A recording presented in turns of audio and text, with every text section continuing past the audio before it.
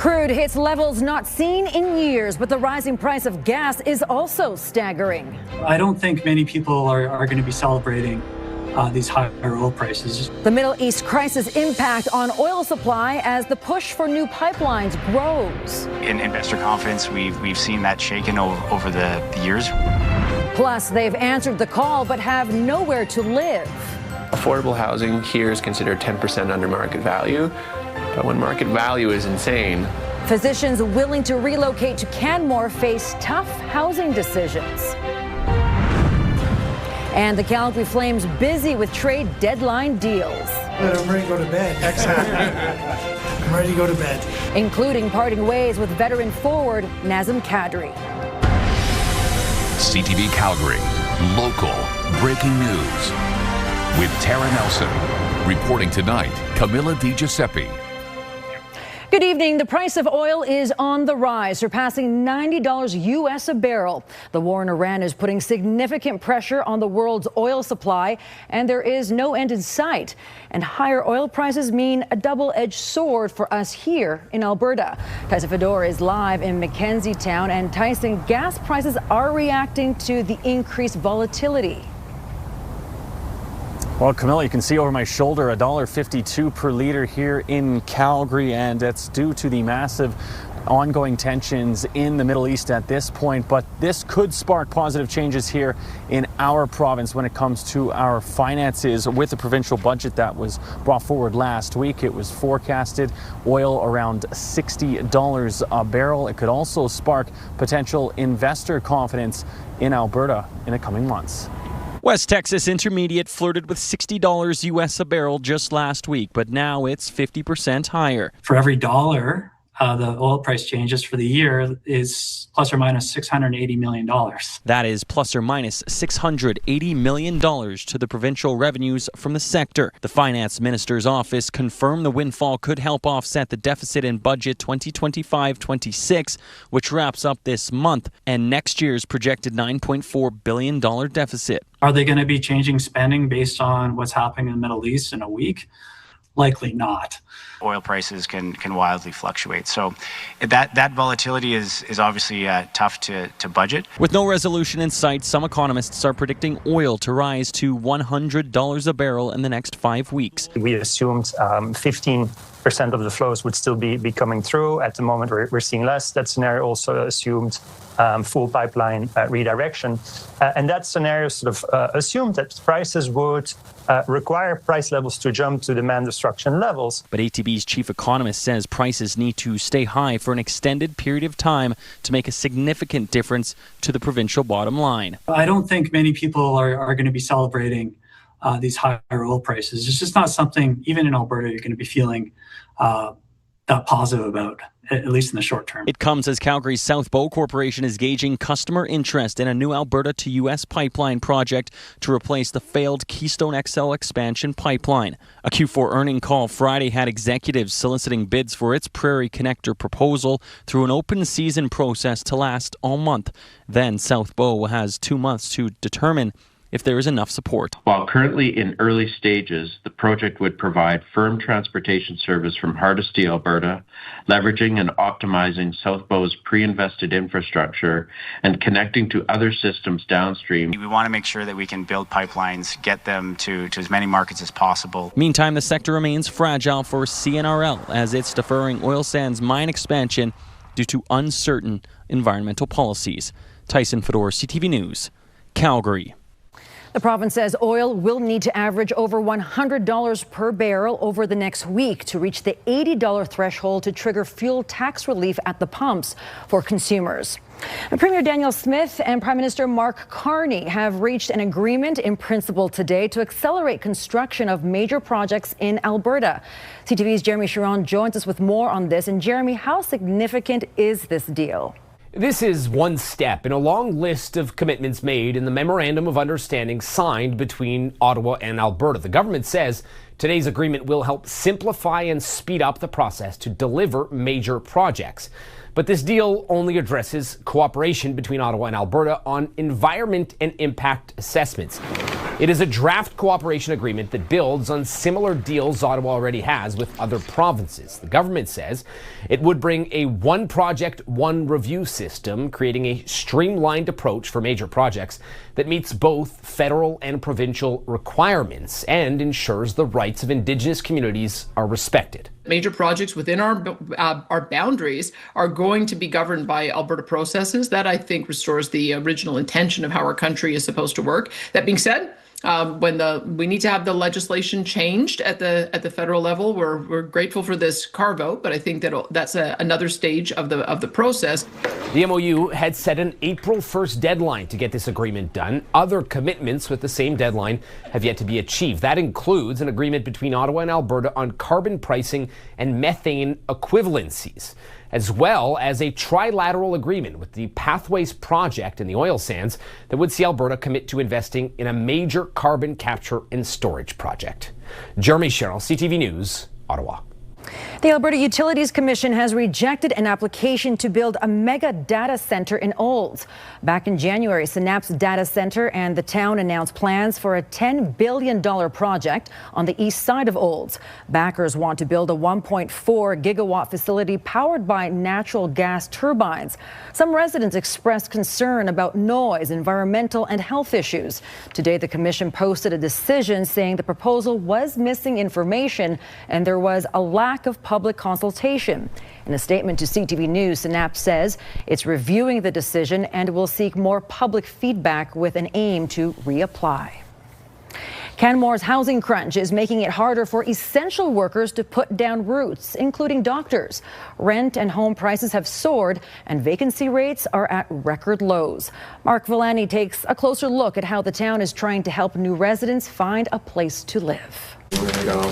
Dr. Brendan Flowers is flipping through the classifieds. He's trying to find an affordable place to live for one of his newly recruited physicians. $26.59 plus utilities. That's about the average monthly price to rent a one-bedroom place in Canmore. It only goes up from there thanks to high demand, limited supply, and a rental vacancy rate of less than 1%. Affordable housing here is considered 10% under market value, but when market value is insane, 10% less than insane is still crazy. So Flowers put out his own call on social media, pleading with anyone to help find two of his new doctors a place to live. They want to be here, they're keen to be here, they want to serve the community, but if they have no place to live, there's not much that we can do. Right now, the median price to buy a short-term rental home in Canmore is $950,000.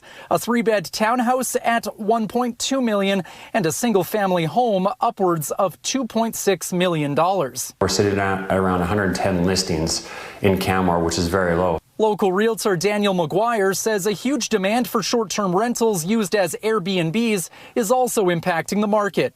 50% of the people I meet are looking for that type of property. So because, again, there's such a low supply, and that keeps the prices very steady and high. But Canmore's mayor says the town is trying to tackle its housing issue with a 0.4% livability tax on homes that sit empty for much of the year, targeting out-of-province owners. The revenue would help pay for new non-market housing projects to add more supply and catch up with demand. So most of this will have to be done by the municipality, and we're going to need to build thousands of rental and ownership units in the coming years. But time is ticking for new residents, including future doctors, and the longer the wait, the more it could affect care for local patients. It's just a matter of what that downstream effect is, because it does impact the community health. Mark Villani, CTV News in Canmore.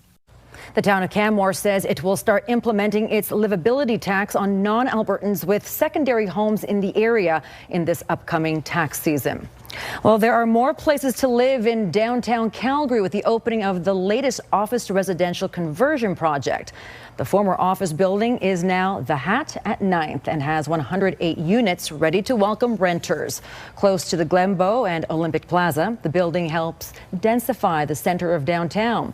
It was originally the Natural Resources Building, built in 1966. Care has been taken to preserve some of its architectural elements. The city says this conversion is important because the area has a lot to offer, but not much housing. We have the East Village happening on the east side of City Hall, and we have the Beltline south of the track. So this area has a lot of performing arts. It has cultural spaces. It has City Hall. We have Olympic Plaza, but it lacked some of that residential neighborhood feel that would actually make the neighborhood feel more lively in the evenings and weekends. This is the 7th conversion for downtown, and it received $8.3 million to get it done. In total, 21 office conversion projects are being supported by the program, which will create 2,600 homes, 226 hotel rooms, and a hostel. You're watching CTV News, Calgary. A lot of people spotted a fireball racing across Calgary's skyline last night.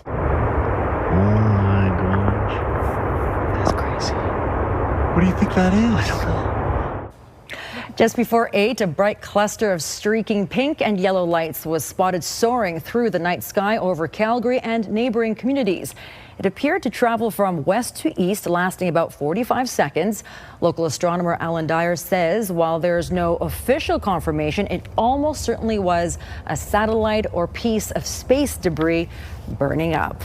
Let's bring in our Danielle Savoni now. What a beautiful sight. And speaking of beautiful sights, so cool. How about today to end that work week? Lots of sunshine, feeling very spring-like. Yeah, really nice to head into a weekend as well when we had such a beautiful day like today. It was mainly sunny. We got into the double digits. We got up to 11 degrees in the city today, and the winds were relatively calm.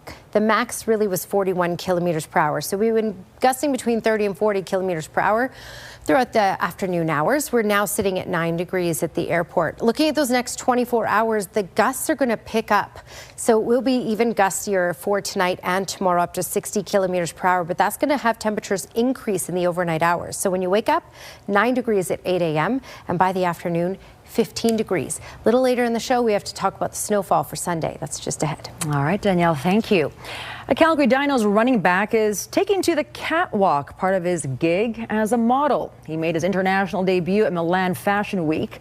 As Jacqueline Wilson reports, the hometown talent is taking all the attention in stride. From gridiron to the catwalk, the spotlight is on Gavin Weiss. The 18-year-old just returned from Milan Fashion Week, where he walked in the Gucci show. I got a little nervous. They make it like a character. Like they're like, think about this character when you're walking. And that's kind of how they do it with it. And so they told me like Italian mob boss. Weiss was even featured on the Gucci Instagram page, which has over 51 million followers. But he isn't letting the attention go to his head, though his family and friends are pretty impressed. They're like, oh my gosh, this is so cool. Yeah, they're all like posting me and stuff. So they're supportive. It's a great way to help pay for school, but his real passion is football. Swing pass to Weiss. He'll dive across the 10-yard line. I just want to like study and play football. I don't really have a craving for fame. It's good news for head coach Ryan Sheehan. I'm happy for him. We want all of our young men to have opportunities outside of the classroom and the field to go on and pursue their passions. So this one's a pretty unique one, first for me for sure, but you know, this is his kind of cool moment and I'm happy for him. Weiss was scouted at the Stampede by Mode Models when he was 15. Gucci this season wanted that really athletic, hot-looking sort of bodybuilder, football-looking guy, and so we sent his stuff to the casting director. That's what Gavin did. When this red-haired sort of, you know, beefcake comes out of the backdrop, it's gone viral on the internet because it's not normal. For now, Weiss is trading the designer labels for textbooks, tackling midterms 1 yard at a time. Jacqueline Wilson, CTV News, Calgary. Still ahead tonight, more shelling from the U.S. and Israel. And the U.S. president says there will be no deal with Iran to end the fighting. Also, saving our standard if we make a time change. Should Alberta follow BC or Saskatchewan? Stay with us.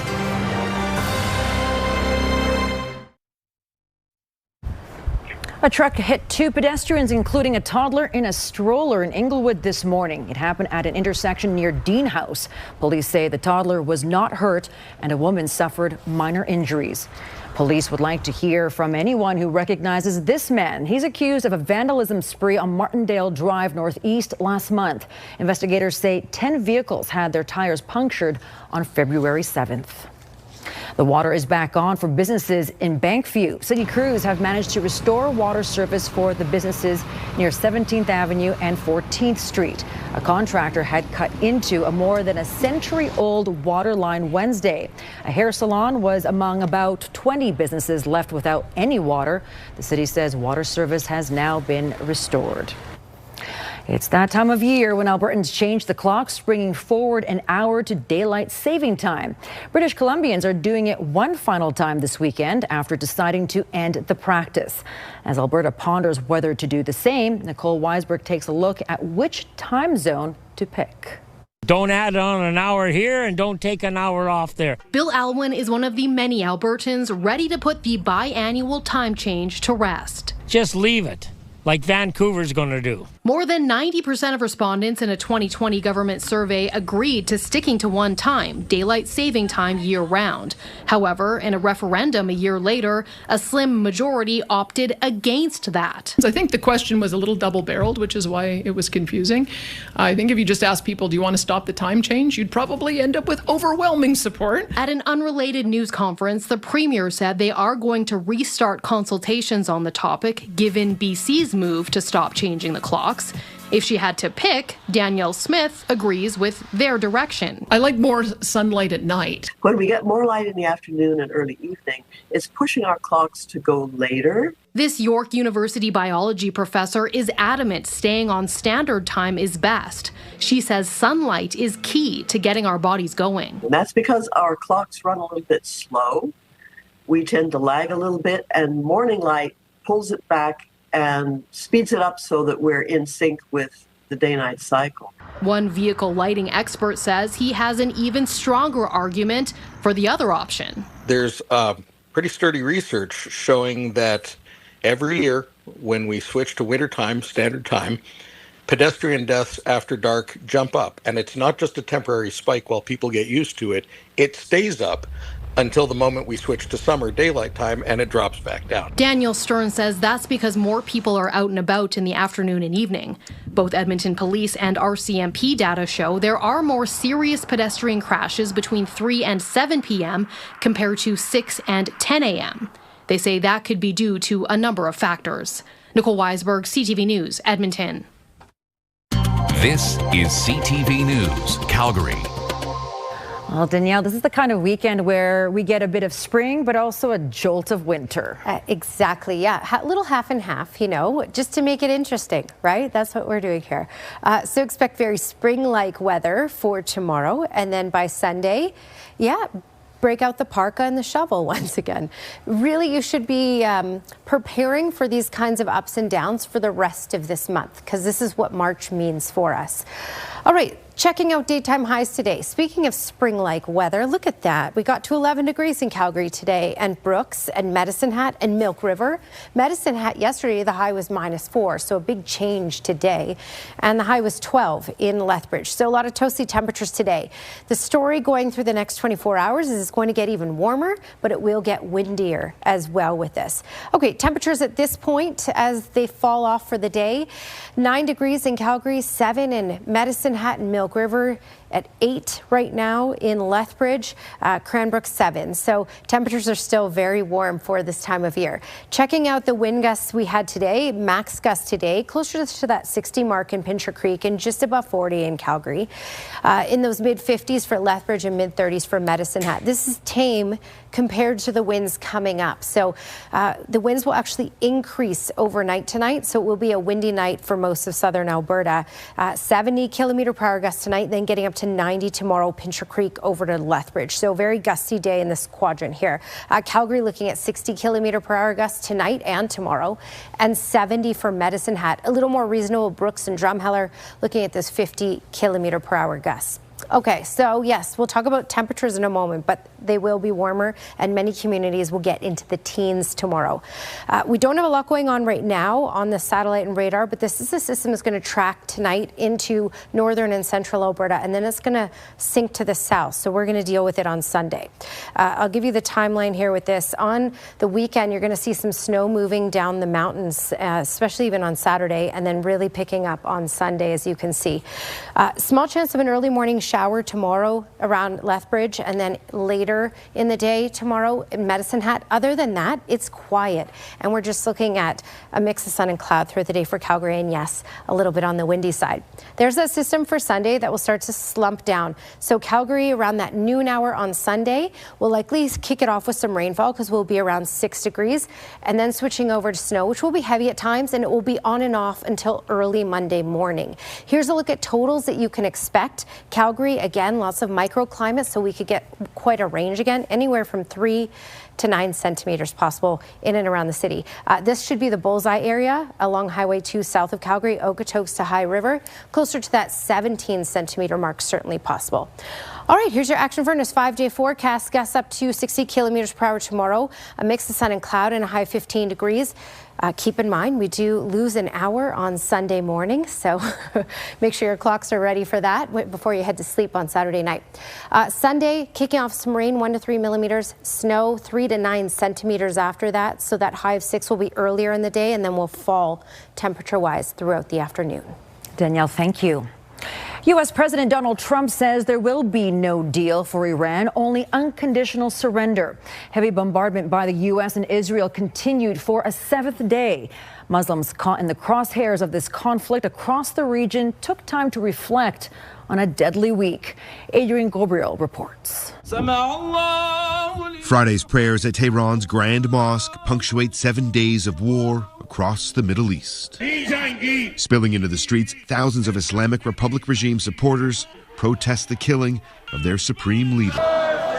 One man holding up a sign that reads in Farsi, "Death to America." As air raid sirens sound in Tel Aviv, warning of an incoming Iranian missile strike, Israeli and U.S. forces have vowed to increase their ever-intensifying onslaught across Iran. The IDF releasing this video, a barrage of bombs fired by roughly 50 Israeli fighter jets on the first day of this war. The target, an underground military bunker where Iran's Supreme Leader Ali Khamenei may have been killed. On the outskirts of Adana, Turkey, a group of elders hold court at this table. The heated discussion of this day, Iran's right to defend itself after a NATO base in this city shot down an Iranian missile in Turkish airspace. Hassan Berdogan questions, why are we spending money on war instead of helping people? Abdul Rahman chimes in saying he believes Iran has the right to hit any country that has a U.S. base. We're in southern Turkey, which borders both Syria and Iraq. Now, this neighborhood is called Anadolu. It's home to a community of refugees, many living in poverty. They know the toll of regional war all too well. We met 12-year-old Fouad, who wants to be a police officer. His 12-year-old friend Hassan wants to be a singer.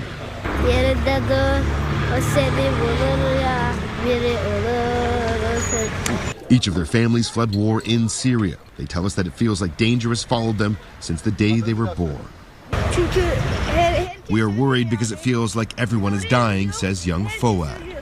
Do you have any hope to go back to Syria? The country is our country, says Hassan. When the war is over, we will return. Though when that will be possible is anyone's guess.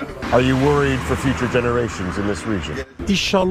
Yes, we are worried, says this elder. The war is feeding the rich. The powerful are having their way while people die. And tonight, multiple reports citing American officials who say Russia is now providing Iran with location intelligence to target U.S. assets in the Middle East. Adrian Gabriel, CTV News, Adana, Turkey. Sunday is International Women's Day. We'll introduce you to a group of women who moved to Calgary after escaping from Taliban rule in Afghanistan. And a Calgarian artist's wood carvings will stay on display at Devonian Gardens permanently. Stay with us.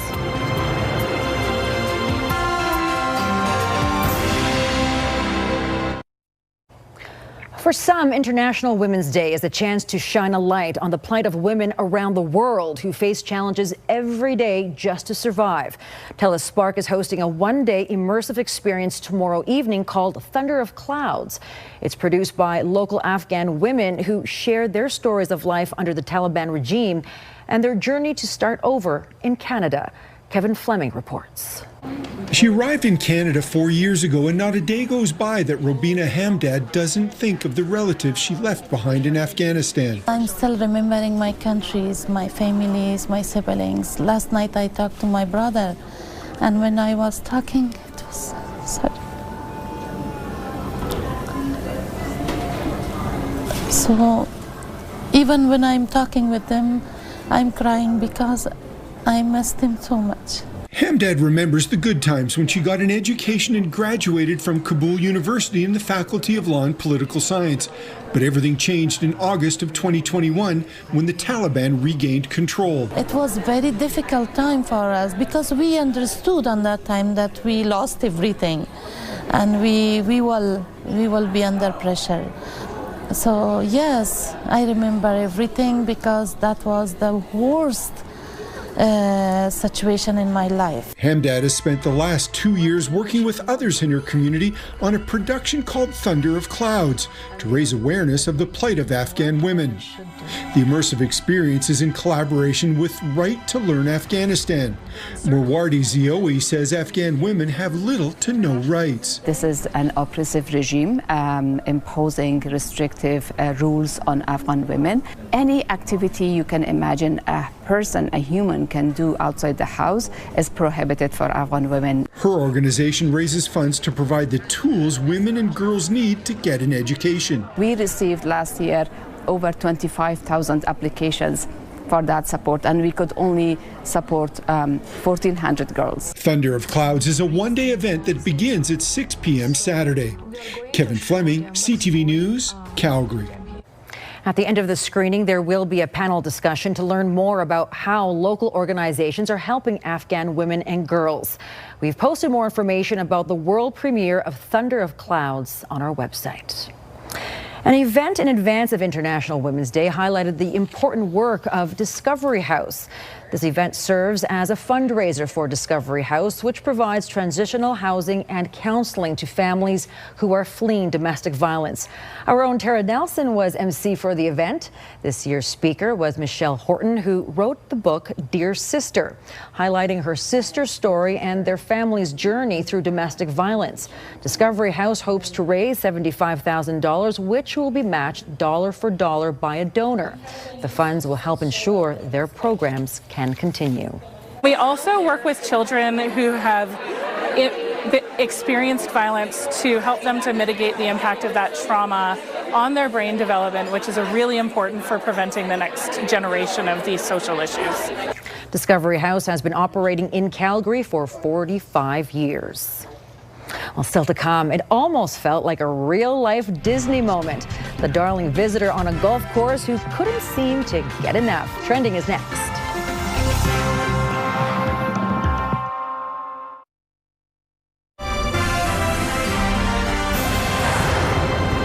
A 40-year agreement first made by a handshake has been renewed involving a Calgarian's work of art.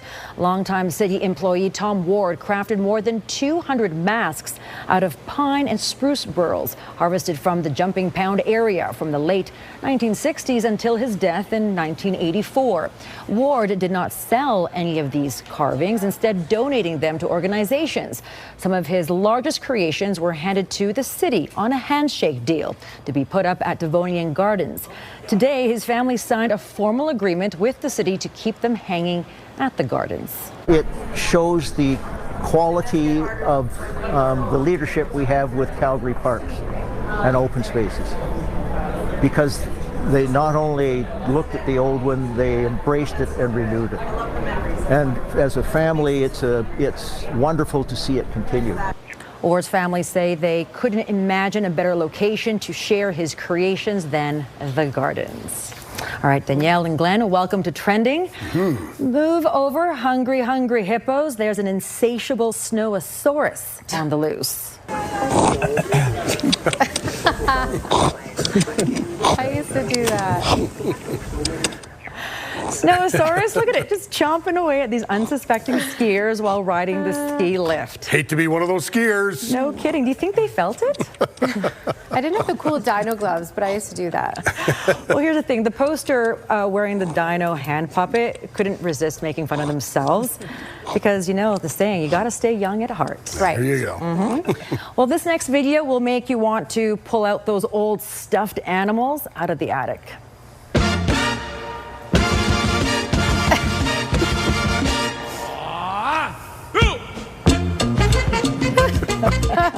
Spot's hips don't lie. So this person who's posting these amazing videos, do you see like the handwork to make those hips move and all the gestures? What do you think? Practice. Practice. Yeah, so this is Spot the Dalmatian, the Instagram page. It's getting millions of views. Him and his stuffy pals ripping up on a blanket near you. Makes you want to dance, though. It's the mambo. Especially on a Friday. Dance? Absolutely. Okay, this one is for the golfers. Hey, Glenn. Yes, the internet has found the world's most adorable caddy. Oh, cute.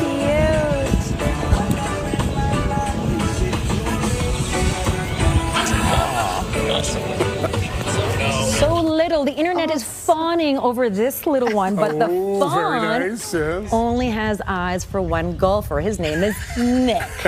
Oh, look it. He's chasing Nick around the golf course. Yeah, it's a caddy to give yardage as well, or just follow you around. Oh, you don't need yardage from that cutie. I think it would deter his opponents, and it would work in Nick's favor. And just in case you're wondering at home, the poster says that the fawn's mom was watching from a short distance away. Really? Yeah. Well, Canada's Prime Minister wraps up a multi-day international tour. Mark Carney boosting ties with several nations ahead of a review of the Canada-US-Mexico Free Trade Agreement.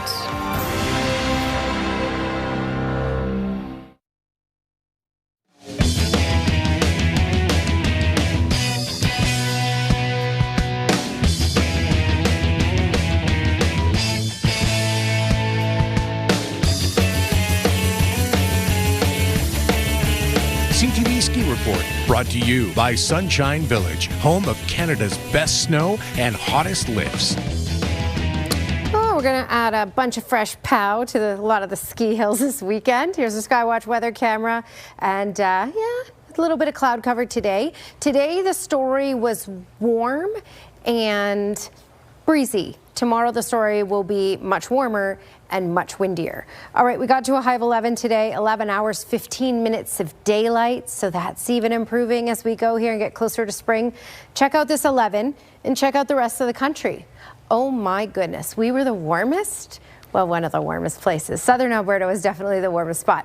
Okay, here's where we're sitting right now. 9 in Calgary, 8 in Lethbridge, 7 in Medicine Hat, so still toasty temperatures. It's going to get gusty tonight and tomorrow, up to 60 kilometers per hour in Calgary, 70 for Medicine Hat, and 90 Pincher Creek over to Lethbridge. So be prepared for that wind for tonight and tomorrow. And when you look at the 24-hour forecast, this is your 24-hour forecast brought to you by Action Furnace. Fixed right or it's free.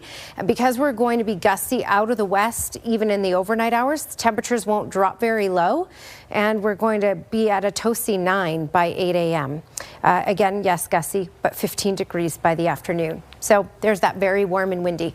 Checking areas around us. 14 in Kelowna tomorrow. 14 as well in Kamloops. 10 in Golden. 11 in Edmonton. And then as we head south, you can see very warm temperatures. Many communities getting into the teens. Calgary, Drumheller, High River, Lethbridge, Medicine Hat, Milk River. But yes, further to the south, it will be very gusty for tomorrow. All right, Danielle, thank you. The effects of the war against Iran contains good news and bad news for the Alberta economy. Oil has surpassed $80 a barrel and gas prices are climbing in Calgary. But if high prices continue, more oil royalties could help slash the provincial budget. The Alberta Utilities Commission has rejected an application for a mega data center in Olds, citing missing information and a lack of public consultation. The company plans to apply again. Canmore's housing crunch is hurting the effort to recruit new doctors. Newly hired physicians are having a difficult time finding an affordable place to live. Prime Minister Mark Carney is wrapping up his 9-day trip around the world, signing a new partnership with Japan. But Canada's upcoming review of its free trade deal with the U.S. could play a factor. CTV's Abigail Beeman reports from Tokyo. Japan welcomed Prime Minister Mark Carney with O Canada, while Carney offered up some Japanese. Like in India and Australia, the Prime Minister is trying to show the Indo-Pacific Canada has what the world wants. In Japan, that's Canada's energy, especially LNG, and food. We do much, but we're ready to do much more. And that's a common theme of our government. So my government was elected with a clear mandate to build boldly with a speed not seen in generations. Canada and Japan announced a new strategic partnership boosting trade, energy, and defense. We need to be doing a lot more with Japan and with Korea when it comes to understanding the threat from China and Russia to Canada's, basically Canada's western part of our Arctic. Kuzma is very important part of the calculation. But nearly 3/4 of cars made in Canada are Japanese, providing thousands of Canadian jobs. And Japan is watching the review of the Canada-US-Mexico Free Trade Agreement closely. I think that is the critical condition. Because Canada is, of course, a G7 country. Your GDP is one of the top 10 countries. $2.5 trillion. But you know the size of the U.S. market, 30 trillion. I think the Prime Minister laid out this evening during his meeting with Prime Minister Takaichi that Canada is in a pretty solid position. Of course, the negotiations will start formally with the United States in the weeks and months ahead. The Prime Minister has a host of business meetings Saturday, including with some of the big Japanese automakers. Abigail Beeman, CTV News, Tokyo. Trade talks between Canada and the United States resumed for the first time today since they were called off by President Trump over Ontario Premier Doug Ford's anti-tariff ad in October. Canada-U.S. Trade Minister Dominic LeBlanc shared this photo of his meeting with U.S. Trade Representative Jamieson Brier in Washington. LeBlanc said they had a constructive discussion on the review of the Canada-U.S.-Mexico Agreement, or CUSMA. The agreement has protected Canada from some of the worst impacts of Trump's tariffs. However, the U.S. president has repeatedly questioned whether the deal should be maintained. Also today, Alberta and Ontario have signed an agreement to expand the electrical grid between them. Alberta Affordability and Utilities Minister Nathan Neudorf signed the deal in Toronto with Stephen Lecce, his Ontario counterpart. Every province except Quebec and Newfoundland and Labrador is involved in the agreement. Neudorf says the deal lays the foundation for thousands of jobs, billions of dollars in investment, and a modernized electrical grid. Alberta already has agreements tying into the grid in BC, Saskatchewan, and Montana. In 2024, Alberta became a net exporter of electricity.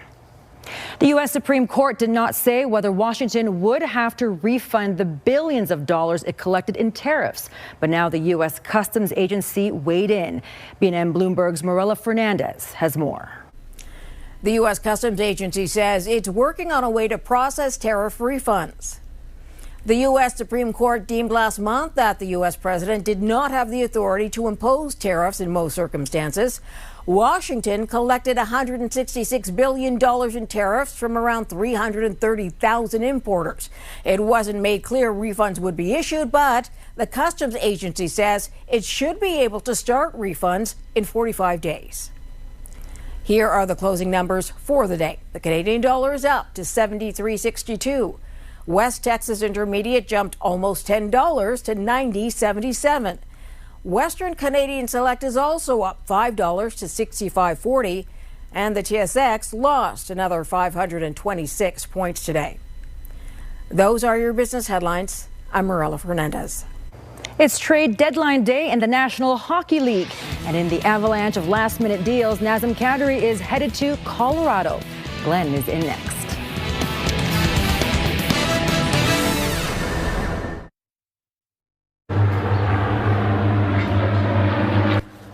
A flyby to commemorate the opening of the 2026 Paralympic Games in Italy. Canada's Paralympic Committee decided to not have Team Canada's athletes and officials present at today's opening ceremony over concerns organizers allowed Russian and Belarus athletes to take part under their national flags. Team Canada is on track to win its 200th Winter Paralympic medal at these games, with the 50-member team fielding strong contenders in all 6 sports. The NHL's trade deadline went down today, Glenn, and it took a little time, but the Flames managed to squeak out the deal of the day. Camilla, the Flames and Colorado Avalanche came together on a deal at the very last minute. The Flames have traded their leading scorer back to Colorado. Came in, gets it back along, Kadri scores! Nazem Kadri is headed back to the Colorado Avalanche. The Flames traded him along with a 4th-round pick in 2027 for a conditional 1st-round pick in 2028, a conditional 2nd-round pick in 2027, forward Victor Olofsson, and prospect Max Curran. The Flames are retaining 20% of Kadri's salary. You know, he wants another opportunity, and, you know, for him to actually be able to go back to Colorado, I mean, I think it's kind of a dream come true probably for him. But, you know, for us, we knew where we're going, and with his age, we probably needed, this is something we needed to do. Kadri's going back to the place where he won a Stanley Cup, but he wasn't sure this deal was going to get done. Absolute sweat. I mean, that's what it was, but I didn't even realize it could happen that long after. But, you know, obviously super excited. You know, a team at the very top of my list. So, man, I can't wait. Kadri is the 3rd veteran to be shipped out by the Flames this year. There's no doubt this organization is headed in a different direction. I told you we could have called it whatever you wanted, if retool, rebuild. I mean, you know, it's about getting this organization back to where we want to be consistently. And, you know, that's all we've ever wanted to do. The Flames did make a couple of more deals at the deadline. They acquired center Ryan Strome from the Anaheim Ducks for a 7th-round pick in 2027. Conroy thinks a change of scenery might do the veteran some good. I'll tell you, when I called him, I mean, he's pretty excited, and he's going to do everything in his power to be in that game tomorrow. So, you know, when I hear that makes me feel good. He's looking forward to showing, hey, look, I'm a good player, and I'm going to show you that in Calgary. The last deal the Flames made, more of a minor one. They dealt Jacob Battaglia to the New York Rangers for forward Brennan Othman, who was a former 1st-round pick in 2021. And at the Montana's Brier, it's playoff time. Kevin Cooey, he beat Brad Jacobs this afternoon. So Cooey will now face Matt Dunstone tomorrow. The winner of that game goes right through to Sunday's final. Jacobs, he's in action right now playing Manitoba's Braden Calvert in the night draw. Jacobs with the lead in that game, 6-3. They are in the 10th end right now. Brad Gushu, he won his game also tonight. All right. Thank you so much, Glenn. And we'll hand it over to Danielle with one more look at the weather. Yeah, and as we talked about earlier, Saturday and Sunday will be very different days. Saturday will be bright and warm and windy with a high 15. Sunday, we lose an hour of sleep and we get rain and snow, and temperatures will drop. So I don't know, which one would be your favorite? 1 to 3 millimeters of rain to kick it off around that noon hour, and then switching over to snow. Anywhere from 3 to 9 centimeters. The last system we got was 6 to 10 centimeters. It ranged throughout the city. Expect that similar thing. Okotoks High River looking more like 15 centimeters. Oh, where is my photo? Oh, goodness. Oh, no. What happened? Oh, wait. Here it is. Yay. There you go. Weather window brought to you by Lux Windows and Doors. Scratching quality windows and doors for your style budget in Alberta's climate. All the relief. Don't forget to put your clocks ahead an hour. Have a great weekend. Thanks for watching. Good night.